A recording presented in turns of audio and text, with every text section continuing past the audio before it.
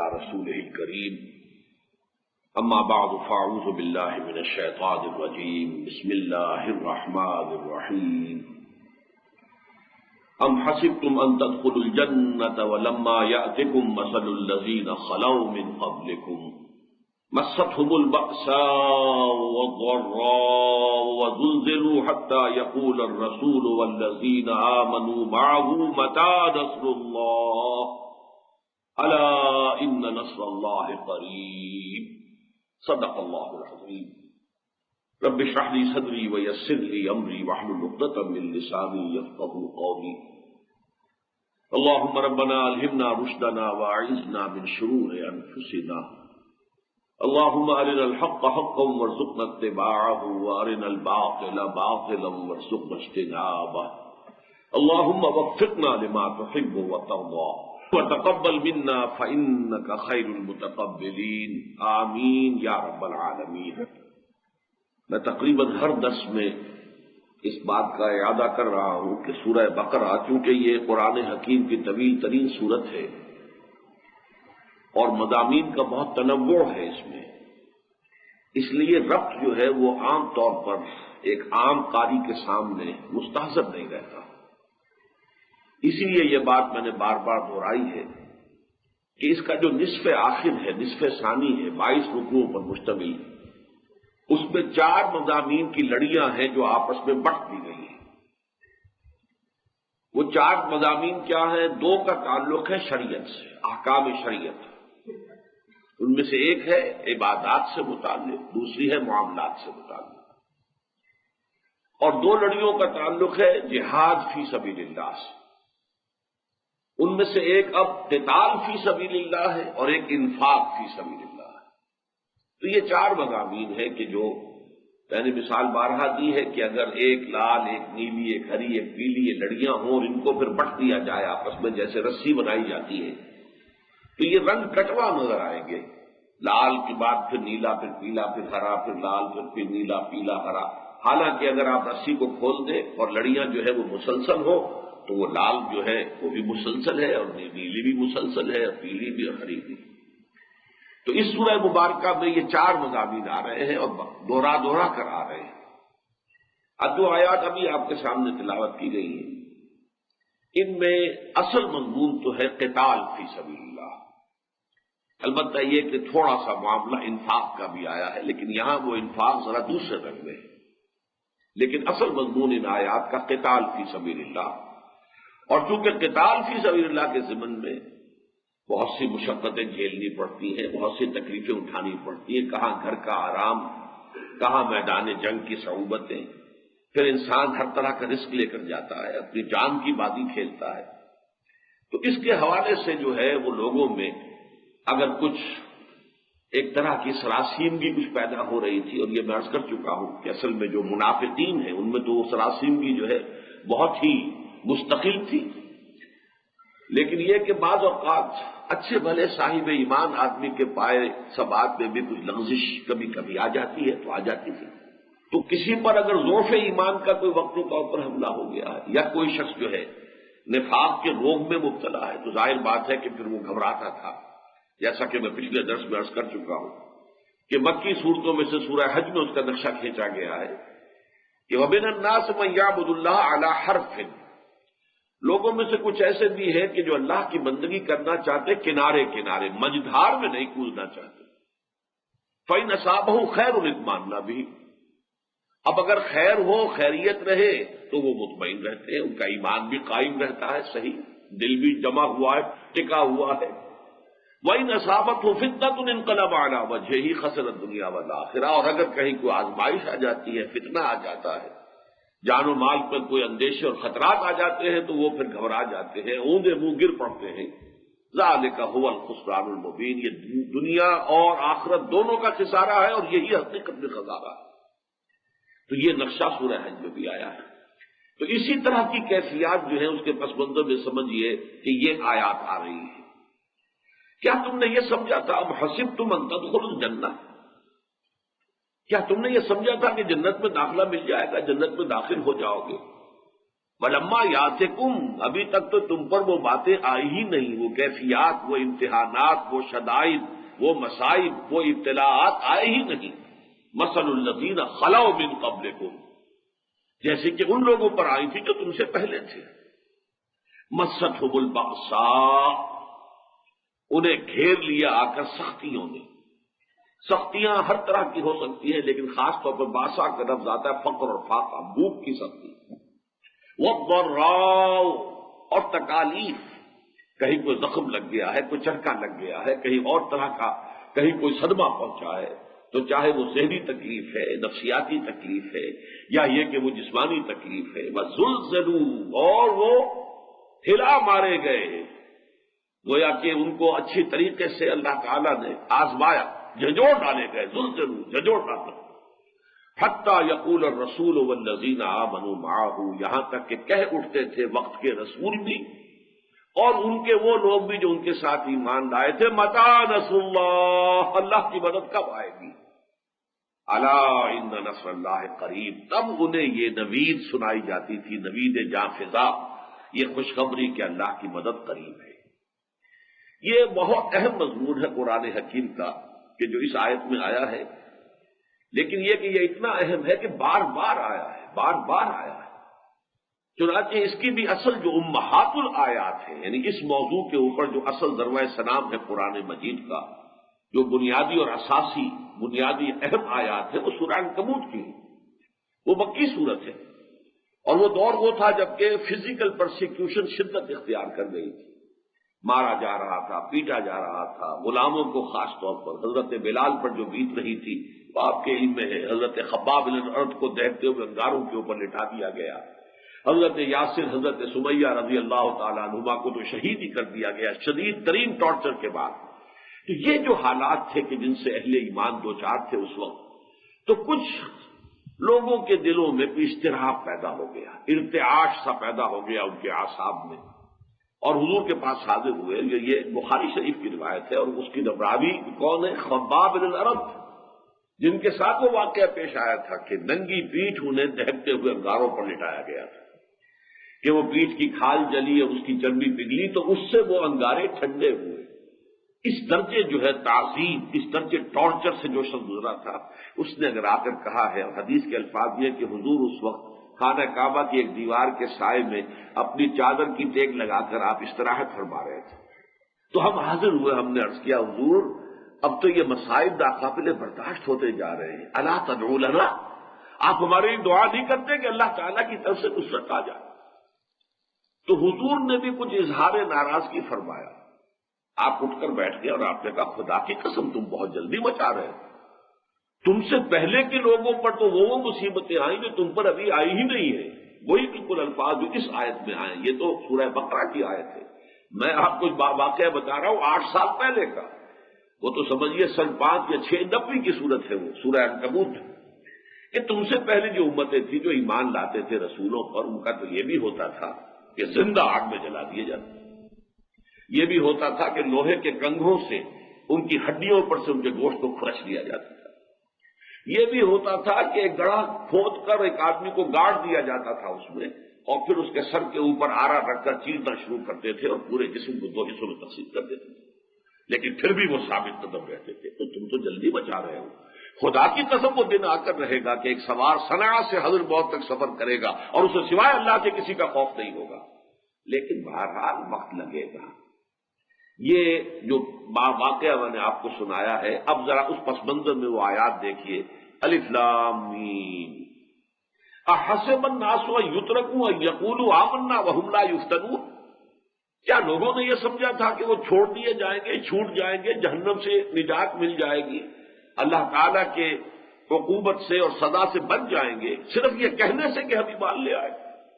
وهم لا یفتنون، اور انہیں آزمایا نہیں جائے گا۔ وَلَقَدْ فَتَنَّا الَّذِينَ مِن قَبْلِهِمْ، ہم نے تو ہمیشہ آزمایا ہے جو بھی پہلے آیا، جس نے بھی اس وادی میں قدم رکھا، جس نے بھی اس کوچے کے اندر قدم رکھا، جس نے بھی کہا میں ایمان لایا اللہ پر، ہم نے آزمایا اسے۔ وَلَقَدْ فَتَنَّا الَّذِينَ مِن قَبْلِهِمْ فَلَيَعْلَمَنَّ اللَّهُ الَّذِينَ صَدَقُوا وَلَيَعْلَمَنَّ الْكَاذِبِينَ، تو اللہ تو ظاہر کر کے رہے گا ان کو کہ جو سچے ہیں، واقعی صادق الایمان ہیں، اور ان کو کہ جو جھوٹ موٹ کے مومن بنے پھرتے ہیں، جو حقیقت میں مومن نہیں ہے بلکہ صرف یہ کہ انہوں نے ایمان کا لبادہ اوڑھ لیا۔ اور یہ مضمون اسی رکوع میں سورہ عنکبوت کے پہلے رکوع میں ذرا آگے چل کر اور واضح ہوا آیت نمبر 11 میں، وَلَيَعْلَمَنَّ اللَّهُ الَّذِينَ آمَنُوا وَلَيَعْلَمَنَّ الْمُنَافِقِينَ، اللہ تو لازماً ظاہر کر دے گا کون حقیقتاً مومن ہے اور کون منافق ہے۔ یعنی جو جھیل نہیں سکتا، جو تحمل نہیں کر سکتا، جو برداشت نہیں کر سکتا، جس کی ہمت جواب دے جاتی ہے، جو پیٹھ دکھا دیتا ہے، جو پسپائی اختیار کرنا شروع کر دیتا ہے، پھر وہ مومن نہیں ہے، وہ منافق ہے۔ اور انہیں آزمائشوں کے ذریعے ہی سے تو یہ بات کھلتی ہے کہ کون مومن ہے، کون منافق ہے، کون سچا ہے اپنے دعوی ایمان میں اور کون جھوٹ موٹ کا مدعی ایمان ہے۔ تو اگر یہ فتنے نہ ہوں، یہ آزمائشیں نہ ہوں، یہ تکالیف نہ ہوں، یہ مصیبتیں نہ ہوں، تو یہ دودھ کا دودھ پانی کا پانی جدا کیسے ہوگا؟ یہ تو سب گڑبڑ رہیں گے۔ تو یہ مضمون جو سورہ عنکبوت کی ان آیات میں انتہائی یوں سمجھیے، اسی لیے میں نے امہات الآیات قرار دیا اس موضوع پر قرآن مجید کا ضربہ سلام جو ہے وہ سورہ عنکبوت کا پہلا رکوع ہے، اور اس میں انداز اللہ کا بھی وہی ناراضگی کا ہے۔ خطاب نہیں کیا مسلمانوں سے کہ تم کیوں گھبرا رہے ہو، احسب الناس ان یترکوا، یہ غائبانہ انداز جو ہے اس میں ایک مغایرت کا سا انداز ہے، گویا کہ اللہ تعالیٰ التفات نہیں فرمانا چاہتے کہ تم تو جلدی مچا رہے ہو، جیسے حضور نے فرمایا تھا کہ خدا کی قسم تم جلدی مچا رہے ہو۔ احسب الناس ان یترکوا ان یقولوا آمنا وهم لا یفتنون، کیا لوگوں نے یہ سمجھا تھا کہ وہ ایمان لانے کا دعویٰ کر کے ہی چھوٹ جائیں گے اور انہیں آزمایا نہ جائے گا؟ وَلَقَدْ فَتَنَّا الَّذِينَ مِن قَبْلِهِمْ فَلَيَعْلَمَنَّ اللَّهُ الَّذِينَ صَدَقُوا وَلَيَعْلَمَنَّ الْكَاذِبِينَ۔ اور جیسا کہ میں نے عرض کیا، یہ تو ابتدائی 3 آیتیں ہیں، اور 11ویں آیت میں اس رکوع کے پھر مضمون آیا، وَلَيَعْلَمَنَّ اللَّهُ الَّذِينَ آمَنُوا وَلَيَعْلَمَنَّ الْمُنَافِقِينَ، اللہ تعالیٰ تو واضح کر دے گا، کھول کر رکھ دے گا ان کو بھی کہ جو واقعتاً مومن ہے اور ان کو بھی کہ جو منافق ہے۔ یہاں ذرا ایک بات تو یہ نوٹ کیجئے کہ فتنے کا لفظ جو ہے قرآن مجید میں بار بار آیا ہے۔ فتنہ کہتے ہیں اصل میں عربی زبان میں کسوٹی، کسوٹی کے اوپر گھس کر رگڑ کر یہ معلوم کیا جاتا تھا کہ یہ زر خالص ہے، سونا صحیح ہے یا اس میں کوئی پھوٹ ہے۔ ظاہر بات ہے رگڑ لگے گی تو پتہ چلے گا نا، اگر کسی برتن کے اوپر سونے کا ملمہ کیا ہوا ہے تو رگڑیں گے تو معلوم ہوگا کہ یہ تو ملمہ تھا، یہ اصل سونا ہے ہی نہیں۔ تو یہ جو رگڑ لگتی ہے، یہ جو آزمائش کے اندر تکلیف اور مصیبت، جس کو کہ کہا ہے اکبر الہٰبادی نے کہ تو خاک میں مل اور آگ میں جل، جب خشت بنے تب کام چلے۔ جب تک کہ یہ اس طریقے سے جو اینٹ ہے وہ پکی ہوتی ہے، جب آپ ایامے میں اس کو ڈالتے ہیں اور اس میں وہ آگ جو ہے اس کو پکاتی ہے، تو خاک میں مل اور آگ میں جل، جب خشت بنے تب کام چلے۔ ان خام دلوں کے عنصر پر بنیاد نہ رکھ، تعمیر نہ کر، کچے پکے لوگوں کو لے کر کھڑے ہو جائیں میدان میں اور باطل کو چیلنج کر دیں، تو ظاہر بات ہے کہ وہ نتیجہ پہلے سے معلوم ہوگا، پختہ ہونے چاہیے۔ اس کو اقبال نے پھر کہا ہے کہ خام ہے جب تک تو ہے مٹی کا ایک انبار تو، اور پختہ ہو جائے تو ہے شمشیر بے زنہار تو۔ لیکن یہ پختگی ہوگی کس طرح؟ انہیں آزمائشوں تو ہوگی۔ لیکن یہ کہ بہت عمدہ بات نوٹ کر لیجئے، قرآن مجید میں اس فتنے کی 3 نسبتیں آئی ہیں۔ جیسے ابھی ہم نے دیکھا وَلَقَدْ فَتَنَّا الَّذِينَ مِن قَبْلِهِمْ، ہم نے آزمایا۔ جو بھی آزمائش آ رہی ہے وہ ظاہر بات ہے کہ اللہ کی طرف سے، چاہے وہ ابو جہل کے ہاتھ کے ذریعے آ رہی ہے۔ ابو جہل کا ہاتھ جو ہے وہ کوڑا لے کر وہ پڑ رہا ہے اگر حضرت یاسر یا حضرت سمیہ کے جسم پر، تو ہاتھ تو ابو جہل کا ہے، لیکن آزمائش اللہ کی طرف سے آ رہی ہے۔ تو نسبتیں 2 ہو گئی کہ ایک اللہ کہتا کہ میں نے فتنے کے اندر ڈالا ہے، میں نے امتحان لیا ہے، میں نے تمہیں آزمائش کی اس جو ہے گڑھے میں سے گزارا ہے۔ اور ایک یہ کہ ان الذین فتنوا المؤمنین والمؤمنات ثم لم یتوبوا فلہم عذاب جہنم ولہم عذاب الحریق، یہ جو لوگ کیا فتنے میں ڈالتے ہیں اہل ایمان کو، تو وہ ابو جہل ہو یا امیہ ابن خلف ہو، تو گویا کہ وہ فتنے میں ڈال رہا ہے۔ ایک بات یہ ہوئی کہ اللہ نے فتنے میں ڈالا، ایک یہ ہے کہ عالم واقعہ میں وہ چاہے ابو جہل ہے اور چاہے وہ امیہ ابن خلف ہے، وہ فتنے میں ڈال رہا ہے۔ اور ایک تیسری نسبت سورہ حدید میں آتی ہے وَلَٰكِنَّكُمْ فَتَنْتُمْ أَنفُسَكُمْ وَتَرَبَّصْتُمْ وَارْتَبْتُمْ وَغَرَّتْكُمُ الْأَمَانِيُّ حَتَّىٰ جَاءَ أَمْرُ اللَّهِ، تم نے اپنے آپ کو خود فتنوں میں ڈالا۔ یعنی اگر تمہاری محبت اپنے مال و اسباب سے، دنیا سے، اپنی اولاد سے، اپنے والدین سے، یعنی جس پہ اقبال نے کہا ہے کہ یہ مال و دولت دنیا، یہ رشتہ و پیوند، اگر یہ بتان جو ہے، بتان وہم و گما، اگر ان سے تمہاری محبت اللہ کی محبت سے بڑھ گئی تو گویا کہ تم نے اپنے آپ کو خود فتنے میں مبتلا کر لیا۔ وَلَٰكِنَّكُمْ فَتَنْتُمْ أَنفُسَكُمْ وَتَرَبَّصْتُمْ، تو گویا کہ فتنے میں ڈالنے والا اللہ وہ آزما رہا ہے، اصل تو وہ ہے۔ پھر لیکن یہ کہ ظاہری طور پر وہ فتنہ آ رہا ہے کسی کافر اور کسی بھی مخالف کے ہاتھوں، اور ایک یہ کہ خود انسان اپنے آپ کو فتنوں میں ڈالتا ہے اگر وہ اپنے دل میں مال و اسباب دنیاوی اور یہ تمام تعلقات اور علائق کے دنیاوی کی محبت کو بڑھنے دیتا ہے اللہ کی محبت سے اور اللہ کے رسول کی محبت سے اور اللہ کی راہ میں جہاد کی محبت سے۔ قُلْ إِنْ كَانَ آبَاؤُكُمْ وَأَبْنَاؤُكُمْ وَإِخْوَانُكُمْ وَأَزْوَاجُكُمْ وَعَشِيرَتُكُمْ وَأَمْوَالٌ اقْتَرَفْتُمُوهَا وَتِجَارَةٌ تَخْشَوْنَ كَسَادَهَا وَمَسَاكِنُ تَرْضَوْنَهَا أَحَبَّ إِلَيْكُم مِّنَ اللَّهِ وَرَسُولِهِ وَجِهَادٍ فِي سَبِيلِهِ فَتَرَبَّصُوا حَتَّىٰ يَأْتِيَ اللَّهُ بِأَمْرِهِ وَاللَّهُ لَا يَهْدِي الْقَوْمَ الْفَاسِقِينَ۔ اے نبی ان سے کہہ دیجیے، اگر تمہیں اپنے باپ، اپنے بیٹے، اپنے بھائی، اپنی بیویاں یا بیویوں کے لیے ان کے شوہر، اور یہ کہ اپنے رشتہ دار اور اپنے وہ مال جو بڑی محنت سے جمع کیے ہیں، وہ کاروبار جنہیں بڑی محنت سے جمایا ہے، جس کے کساد کا تمہیں اندیشہ رہتا ہے، تخشون کسادہ، اور یہ کہ وہ محل جو تم نے بنائے ہیں، حویلیاں بنائی ہیں تم نے، بڑے بڑے جو ہیں کوٹھیاں بنائی ہیں جو تمہیں بڑی پسند ہیں، انہیں سجایا ہے، اس میں ڈیکوریشن پیسز لا کر رکھے ہیں کہیں کہیں سے اور دور دراز سے اور بڑی قیمتی، اگر یہ چیزیں محبوب تر ہیں اللہ سے، اللہ کے رسول سے صلی اللہ علیہ وسلم، اور اللہ کی راہ میں جہاد سے، فَتَرَبَّصُوا حَتَّىٰ يَأْتِيَ اللَّهُ بِأَمْرِهِ وَاللَّهُ لَا يَهْدِي الْقَوْمَ الْفَاسِقِينَ۔ تو جاؤ دفع ہو جاؤ، انتظار کرو یہاں تک کہ اللہ اپنا فیصلہ سنا دے، اور اللہ ایسے فاسقوں کو، ایسے ناہنجاروں کو ہدایت نہیں دیتا۔ یہ ہے اصل میں وہ مستقل مضمون اس قرآن حکیم کا کہ صاحب ایمان کے لیے لازماً ابتلا، امتحان، آزمائش، بلکہ اس کو نوٹ کر لیجئے، جس کا جتنا اونچا مقام ہوگا اتنی ہی بڑی آزمائشیں اس پر آئیں گی، اتنے ہی سخت تر امتحانات سے اس کو گزرنا ہوگا۔ جس کی سب سے بڑی مثال جو آئی ہے وہ حضرت ابراہیم علیہ السلام کی ذات مبارکہ ہے، کیسے کیسے امتحانات سے وہ گزرے ہیں۔ وَإِذِ ابْتَلَىٰ إِبْرَاهِيمَ رَبُّهُ بِكَلِمَاتٍ فَأَتَمَّهُنَّ قَالَ إِنِّي جَاعِلُكَ لِلنَّاسِ إِمَامًا، اور یاد کرو جب کہ ابراہیم کو آزمایا ان کے رب نے بڑی بڑی باتوں میں، کلماتن، یہ جو تنکیر ہوئی ہے نکرہ آیا تفخیم کے لیے، بہت بڑے بڑے امتحانات۔ اکلوتا بیٹا 87 برس کی عمر میں دعائیں مانگ مانگ کر لیا، آخری امتحان یہ تھا اس بوڑھے کا، اس ضعیف کا، 87 برس کی عمر میں بیٹا ہوا ہے، اور اب 13 برس کا بیٹا ہو گیا ہے، وہ بوڑھا 100 برس کا ہے اور اکلوتا بیٹا۔ فرمایا ذبح کر دو، اور وہ ذبح کرنے کے لیے تیار ہو گیا۔ یا ابراہیم قد صدقت الرؤیا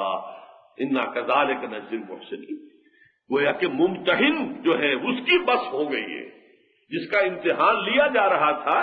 وہ یہاں بھی پیچھے نہیں ہٹا، آخری جو ہے ممتحن کو کہنا پڑا ہے اے ابراہیم بس کرو، بس ہمارا امتحان پورا ہو گیا۔ تو یہ امتحان اور آزمائش جو ہے یہ گویا کہ سنت اللہ ہے، یہ اللہ کا قانون ہے، اور اس میں جو جتنا اوپر جائے گا اتنے ہی سخت سے سخت تر امتحانات جو ہیں ان سے ضابطہ پیش آئے گا، یہ گویا کہ اس نے رول، یہ قانون ہے۔ اب دیکھیے یہ مضمون جو اس آیت میں آیا، ام حسبتم ان تدخلوا الجنة ولما يأتكم مثل الذين خلوا من قبلكم مستهم البأساء والضراء وزلزلوا حتى يقول الرسول والذين آمنوا معه متى نصر الله ألا إن نصر الله قريب۔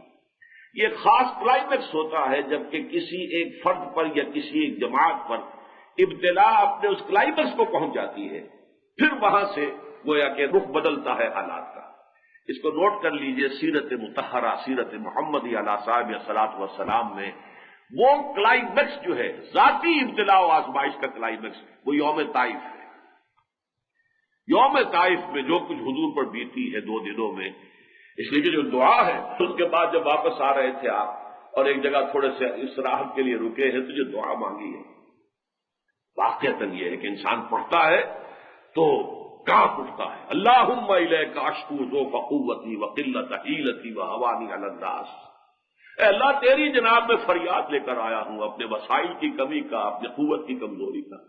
الا من تکلنی، مجھے کس کے حوالے کر دیا ہے، الا بعید یتجہمنی اور الا عدو ملکت امری، مجھے تو نے حوالے کر دیا دشمن کے کہ جو چاہے میرے ساتھ کر گزرے۔ اب یہ دیکھیے یہ فریاد کس حد تک آ گئی، اگر چاہیے کہ اس کے بعد وہ مقام عبدیت جو ہے اس کا غلبہ ہوتا ہے۔ ان لم یکن علی غضب فلا ابالی، اے اللہ اگر تو ناراض نہیں ہے تو مجھے کوئی پرواہ نہیں، ٹھیک ہے، سر تسلیم خم ہے جو مزاج یار میں آئے، مجھے اندیشہ ہے تو اس بات کا کہیں تو ناراض تو نہیں ہو گیا۔ ان لم یکن علی غضب فلا ابالی اعوذ بنور وجهک الذی اشرقت له الظلمات، میں تو تیرے چہرہ انور کی جو انوار ہیں، جو اس کی روشنی ہے، اس کے نور، اسی کی پناہ میں آتا ہوں۔ یہ معاملہ حضور پر ہوا ہے یوم طائف کو، اور اس کے بعد سے وہ پھر گیئر لگا ہے آزمائشوں کا دور حضور کے لیے ذاتی طور پر۔ اگر آپ سمجھیں گے کہ غزوہ احد میں حضور کو تکلیف ہوئی، وہ ٹھیک ہے، لیکن یہ کہ غزوہ احد میں حضور کے دائیں بائیں سامنے آگے وہ لوگ موجود تھے جنہوں نے اپنی جسموں کو ڈھال بنایا ہے حضور کے لیے، یہاں تو حضور تنہا تھے، زیادہ سے زیادہ حضرت زید ابن حارثہ رضی اللہ تعالیٰ عنہ ساتھ تھے۔ جب پتھراؤ ہو رہا تھا وہ آگے آ کر اگر دیوار بن کر کھڑے ہوتے تھے تو پیچھے سے پتھر آتے تھے، وہ پیچھے جاتے تھے تو آگے سے پتھر آتے تھے، اور کوئی جس کو کہا جائے کسب کرسی، شوق ستم گارے رسوا سر بازارے، صورتحال حضور صلی اللہ علیہ وسلم کی وہ طائف کی گلیوں میں تو یہ تھی۔ لیکن یہی معاملہ اجتماعی طور پر مسلمانوں کے لیے بحیثیت جماعت جو ہے یہ غزوہ احزاب میں جا کر ہوا، شدید ترین، وہاں پر بھی یہی بات سورہ احزاب کے اندر آ گئی ہے کہ تمہارے دل جو ہے تمہاری ہستیوں تک آ پہنچے تھے مسلمانوں، اور طرح طرح کے گمان جو ہے تمہارے دلوں میں پیدا ہو رہے تھے، تظنون باللہ الظنون، اور اس وقت یہ ہے کہ منافقین کا نفاق جو ہے ان کی زبان پر آ گیا، ما وعدنا اللہ ورسولہ الا غرورا، یہ تو اللہ اور اس کے رسول نے ہم سے جو وعدے کیے تھے جھوٹے ثابت ہوئے، ہمیں سب باغ دکھا کے مروا دیا، ہم سے کہا گیا تھا کیسر و کسریٰ کے خزانے تمہارے قدموں میں ہوں گے، حال ہمارا یہ ہو گیا ہے کہ رفع حاجت کے لیے باہر نہیں جا سکتے، تو یہ تو سب جھوٹ تھا، فریب تھا۔ ما وعدنا اللہ ورسولہ الا غرورا، ہمیں اللہ اور اس کے رسول نے دھوکہ دے کے مروا دیا۔ لیکن جو اہل ایمان تھے ان کی زبان پر ان کا ایمان آیا ہے کس کیفیت کے ساتھ، ھذا ما وعدنا اللہ ورسولہ وصدق اللہ ورسولہ، یہی تو ہے جس کا وعدہ کیا تھا اللہ نے اور اس کے رسول نے، اس نے تو بالکل ابتدا میں مکی دور کے فرما دیا تھا، وَلَنَبْلُوَنَّكُمْ بِشَيْءٍ مِّنَ الْخَوْفِ وَالْجُوعِ وَنَقْصٍ مِّنَ الْأَمْوَالِ وَالْأَنفُسِ وَالثَّمَرَاتِ، وہ آ گیا سامنے، ھذا ما وعدنا اللہ ورسولہ وصدق اللہ ورسولہ۔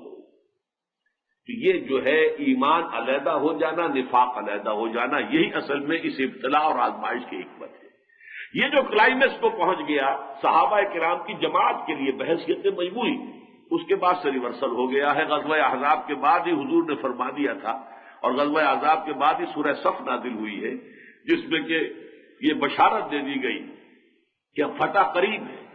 وَأُخْرَىٰ تُحِبُّونَهَا نَصْرٌ مِّنَ اللَّهِ وَفَتْحٌ قَرِيبٌ أَلَا إِنَّ نَصْرَ اللَّهِ قَرِيبٌ، جو یہ الفاظ آئے ہیں سورہ صف کے اندر، وَأُخْرَىٰ تُحِبُّونَهَا نَصْرٌ مِّنَ اللَّهِ وَفَتْحٌ قَرِيبٌ وَبَشِّرِ الْمُؤْمِنِينَ، اور اے نبی اب آپ اہل ایمان کو بشارت دے دیجیے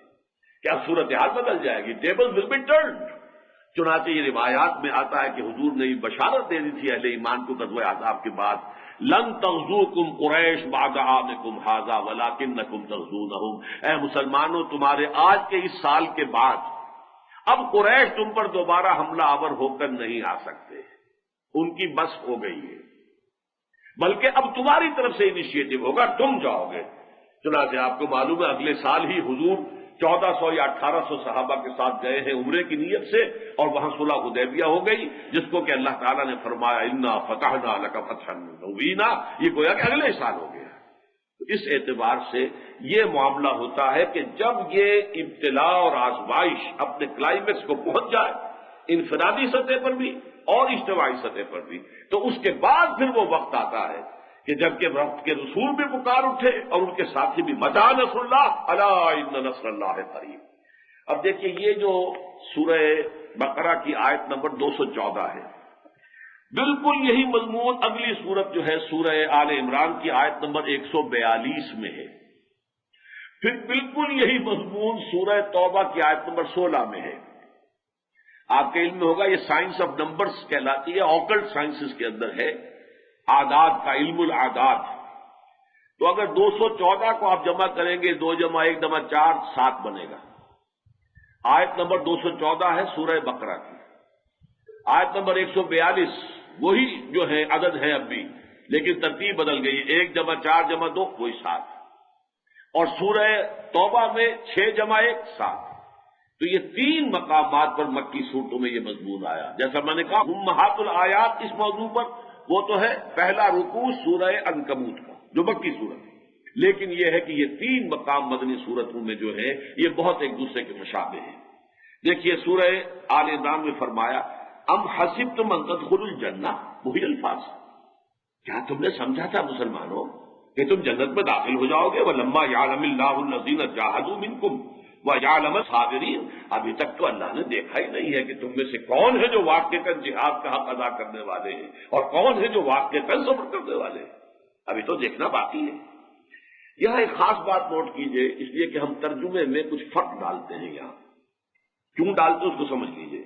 دیکھیے آزمائش میں یہ چیز گویا کہ ہمارے تصور آزمائش میں یہ چیز مضمر ہوتی ہے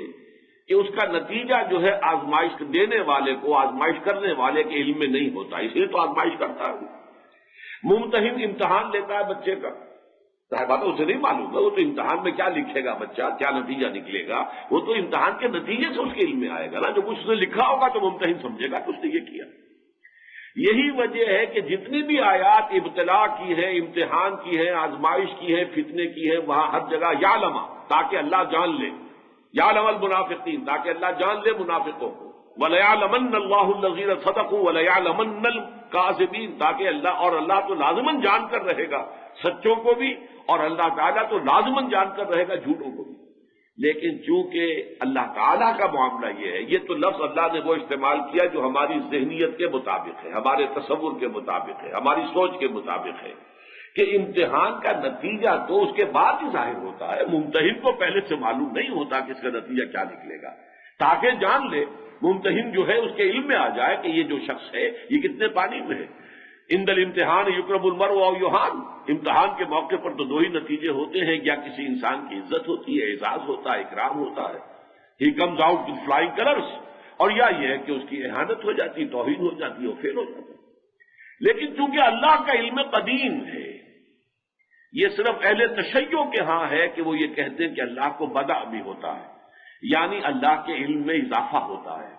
بہت سی چیزیں ایسی ہیں جو اللہ کو پہلے سے معلوم نہیں ہوتی، بعد میں جبکہ وہ وقوع پذیر ہو جاتی ہیں تو اس کے علم میں آتی ہے۔ یہ گویا کہ ان آیات کو وہ ان کے لفظ کے اوپر محمول کر رہے ہیں، یعلم، تاکہ اللہ جان لے۔ یہاں بھی ہم نے ابھی پڑھا وَلَمَّا يَعْلَمِ اللَّهُ الَّذِينَ جَاهَدُوا مِنكُمْ وَيَعْلَمَ الصَّابِرِينَ، ابھی تو اللہ نے دیکھا ہی نہیں، جانا ہی نہیں کہ کون ہے تم میں سے جہاد کرنے والے اور کون ہے تم میں سے صبر کرنے والے۔ لفظ علم آ رہا ہے، لیکن ہم ہمیشہ ایسی آیات پر سے گزریں گے تو ترجمہ کریں گے اللہ ظاہر کر دینا چاہتا ہے، ورنہ اللہ کا علم تو قدیم ہے، ما کان و ما یکون پر حاوی ہے، اللہ کے لیے کوئی بدع نہیں ہے، معاذ اللہ ثم معاذ اللہ ثم معاذ اللہ، اللہ کا علم قدیم ہے، آنے واحد میں کل ماضی کل مستقبل کل حال اللہ کی نگاہوں کے سامنے ہے، بلکہ اس کے لیے ماضی مستقبل حال ہے ہی نہیں، اس کا کوئی وجود ہے ہی نہیں سرے سے،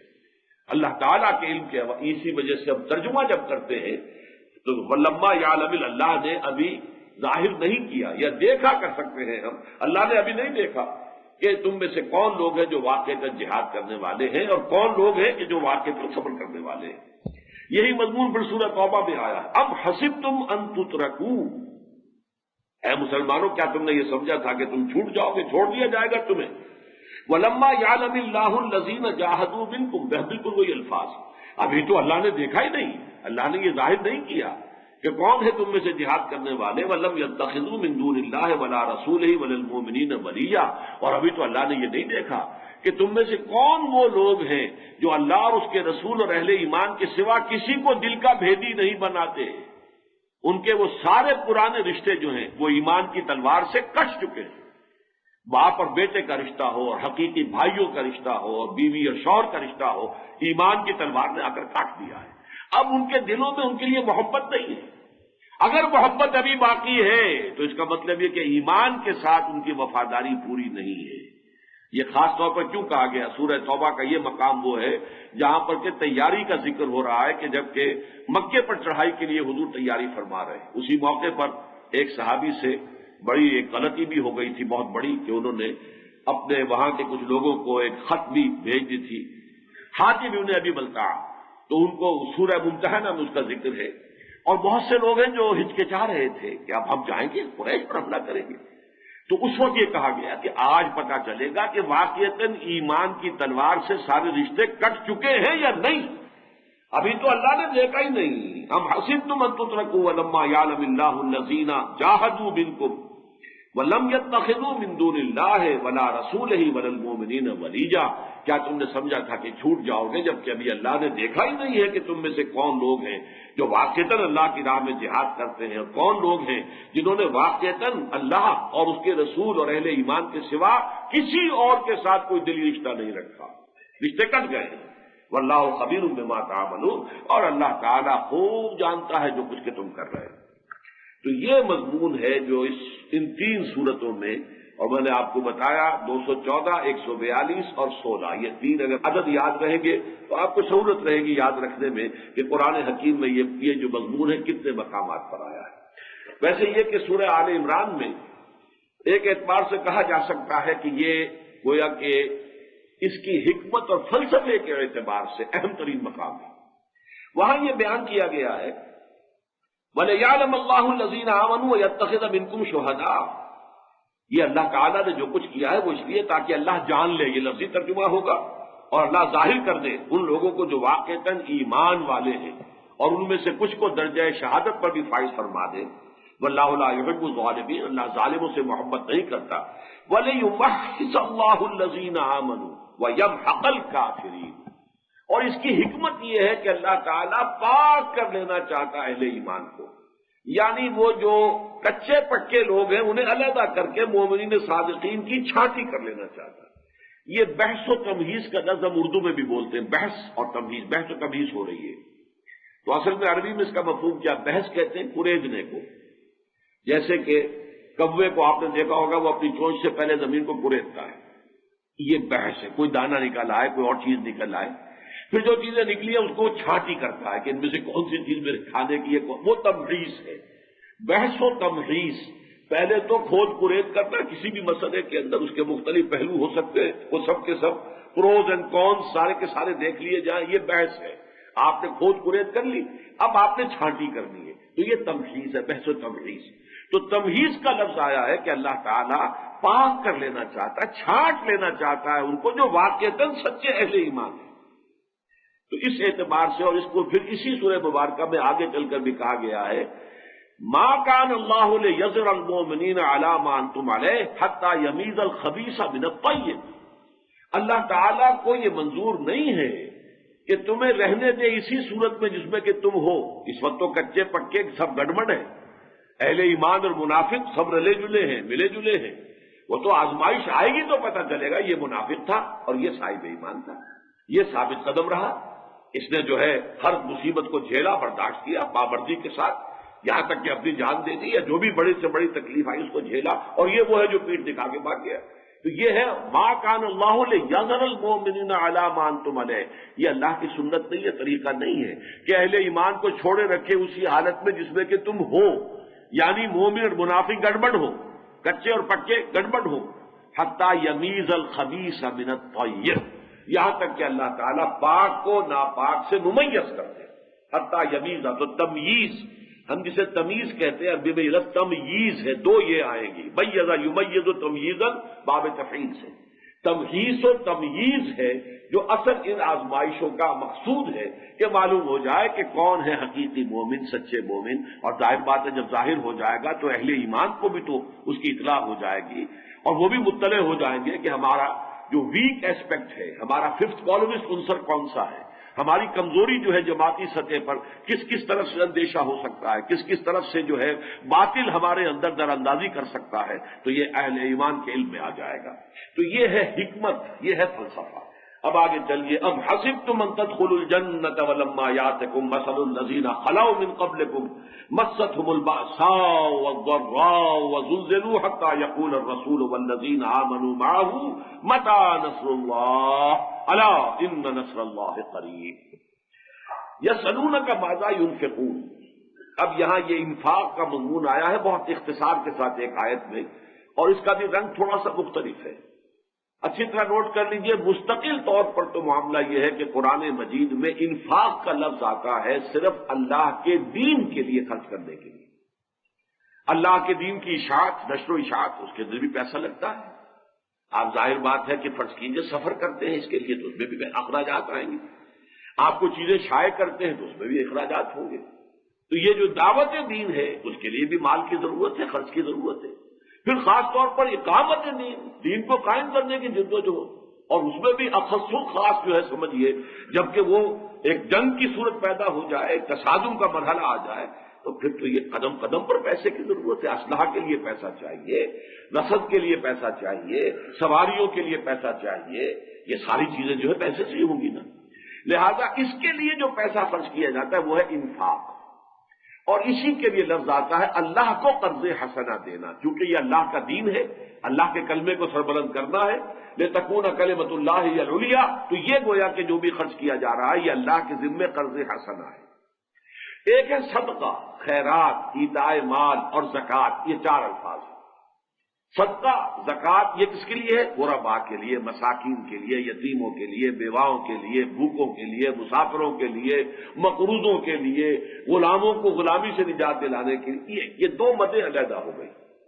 لیکن یہ کہ قرآن مجید کے اندر کہیں کہیں یہ اصطلاحات ایک دوسرے کی جگہ بھی استعمال ہو جاتی ہیں۔ تو یہاں لفظ آیا تو ہے انفاق کا، اس لیے کہ یہ میں آپ سرچ کر چکا ہوں کہ جو دو لڑیاں ہیں اس سورہ مبارکہ میں جہاد فی سبیل اللہ کی، وہ لڑیاں دو یہی ہیں، قتال فی سبیل اللہ اور انفاق فی سبیل اللہ۔ تو لفظ تو وہی آئے ہیں، اگرچہ یہاں پر وہ مضمون آیا ہے جو ہم آیہ دل میں پڑھ چکے ہیں،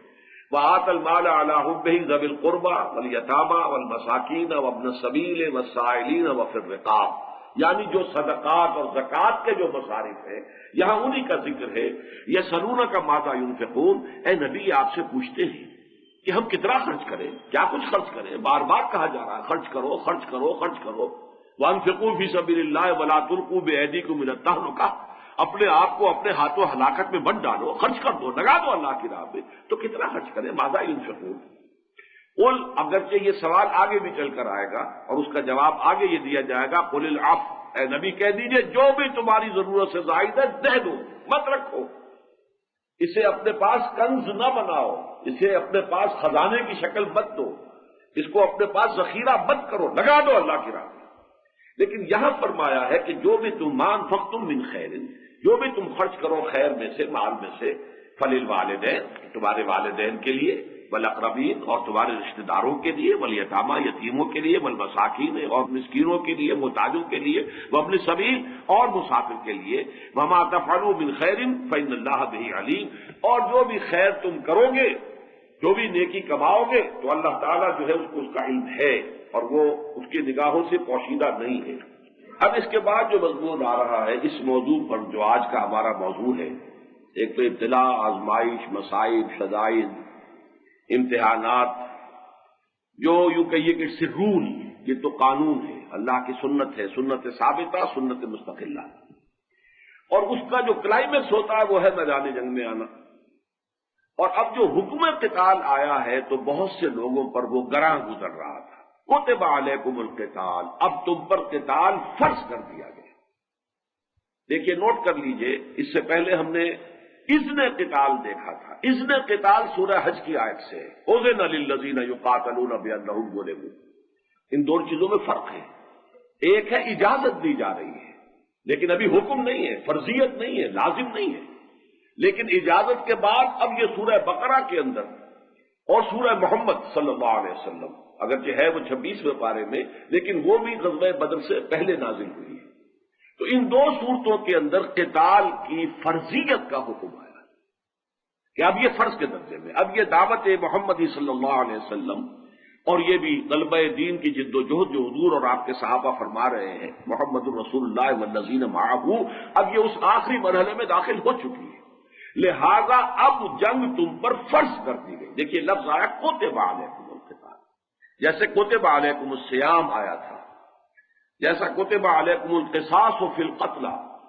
قتل کے معاملات میں قصاص تم پر لازم ہے، اسی طریقے سے کتب علیکم اذا حضر احدکم الموت وان ترک خیرا للوصیہ، ایک وقت تک کے لیے وصیت کو لازم کر دیا گیا تھا جب تک کہ جو وراثت کے احکام نہیں آئے، تو کوتبہ کا لفظ آیا ہے، کوتبہ علیکم القتال، اب تم پر جنگ کرنا فرض کر دیا گیا۔ وہو کرہ لکم، یہ کرہن سے ہی ہے جس کو ہم مکروہ کہتے ہیں، ناپسندیدہ، یہ تمہیں پسند نہیں آ رہا، اچھا نہیں لگ رہا، یہ کیا ہمیں اب حکم دیا جا رہا ہے، اب میدان جنگ